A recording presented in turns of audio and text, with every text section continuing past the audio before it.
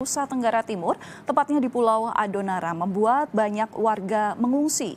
BPBD NTT menyatakan sedikitnya 41 orang meninggal dunia akibat banjir. Ke Pak Maman tadi mitigasi dan juga pencegahan antisipasi dini dari bencana.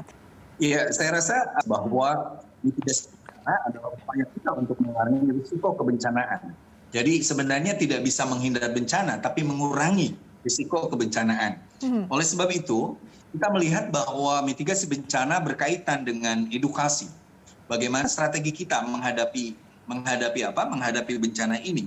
Maka ini kita membutuhkan sekali data yang sangat akurat, termasuk hasil rekayasa. Misalnya, saya sering mengatakan bahwa setiap bencana kita tidak hanya sekedar mempertontonkan sifat kemanusiaan kita, dan bahkan di Indonesia itu dan lain sebagainya.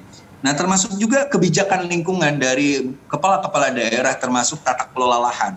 Kita tahu misalnya banjir di Kalimantan Selatan itu karena pertambangan liar, lalu lahan dijadikan sebagai pertanian, padahal dulu perhutanan. Itu yang mengakibatkan banjir begitu besar. Termasuk di dalamnya adalah kajian risiko. Karena kita tahu bahwa kajian risiko itu menjadi sangat penting. Jadi jangan sampai setiap ada bencana kita bersikap reaktif, tidak proaktif. Kita bersikap hanya sekedar semacam dramatologi, tetapi kita tidak belajar untuk lalu mengantisipasi. Nah, makanya Komisi 8 yang pertama sekarang sedang melakukan revisi Undang-Undang Bencana nomor 24 tahun 2007, dan kita lihat ada Perpres di sana nomor 17 2018 juga. Nah, di sana kita memperkuat eksistensi institusi BNPB, sehingga BNPB nanti ke bawahnya ada BPBD, sehingga BPBD itu tidak mempunyai dua atasan. Sekarang kan yang satu secara struktural dia ke Kementerian Dalam Negeri, tetapi secara pelatihan dan sebagainya, penguatan kualitas ada di BNPB. Kenapa tidak langsung di BNPB saja? Semakin kuat BPBD-nya dengan profesionalisme yang diajarkan oleh BNPB, itu semakin kita bisa melakukan mitigasi bencana lebih baik. Nah, begitu pula soal otoritas. Kita melihat bencana kita itu, kalau setiap bencana, bantuannya banyak, Mbak. Karena orang kita memang senang membantu. Tetapi saya sering membuat sebuah analogi menarik.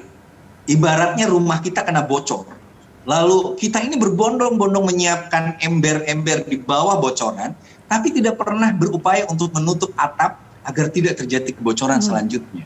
Nah, ini yang harus dilakukan oleh pemerintah, lalu juga oleh masyarakat, sehingga kita tidak berduyun-duyun menyiapkan ember untuk air yang tumpah, tapi bagaimana caranya menutup atap, memperbaiki struktur bangunan agar tidak ada kebocoran lagi.